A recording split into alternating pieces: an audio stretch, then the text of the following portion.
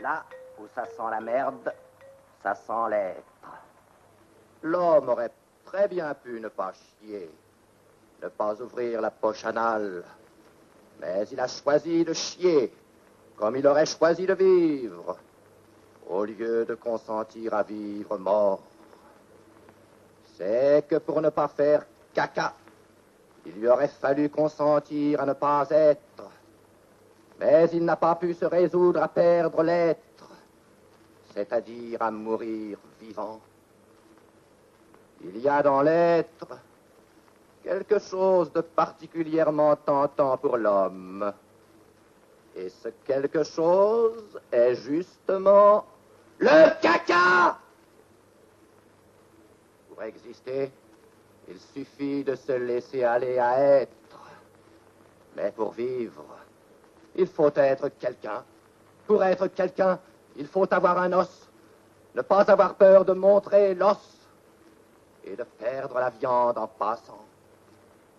L'homme a toujours mieux aimé la viande que la terre des os. C'est qu'il n'y avait que de la terre et du bois d'os. Et il lui a fallu gagner sa viande. Il n'y avait que du fer et du feu, et pas de merde.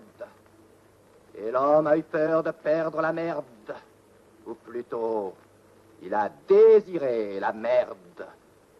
Et pour cela, sacrifié le sang. Pour avoir de la merde, c'est-à-dire de la viande, là où il n'y avait que du sang et de la ferraille d'ossement, et où il n'y avait pas à gagner d'être, mais où il n'y avait qu'à perdre la vie. Ores modo, to dire, isa, tari, to parera coco. Là, l'homme s'est retiré et il a fui. Alors les bêtes l'ont mangé. Ce ne fut pas un viol. Il s'est prêté à l'obscène repas. Il y a trouvé du goût.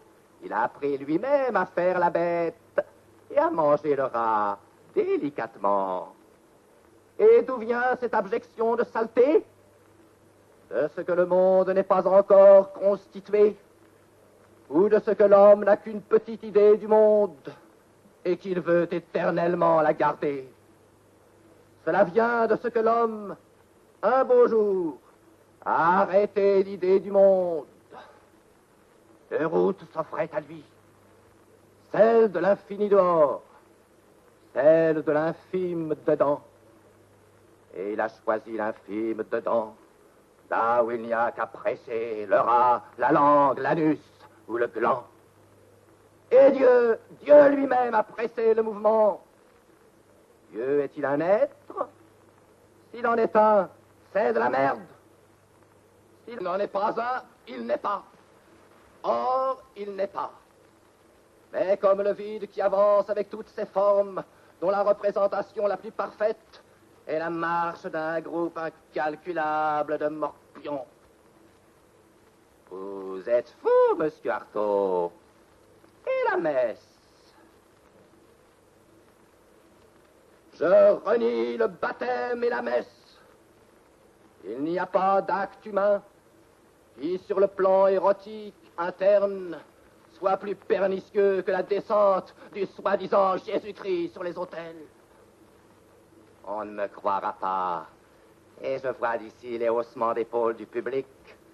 Mais le nommé Christ n'est autre que celui qui, en face du morpion Dieu, a consenti à vivre son corps.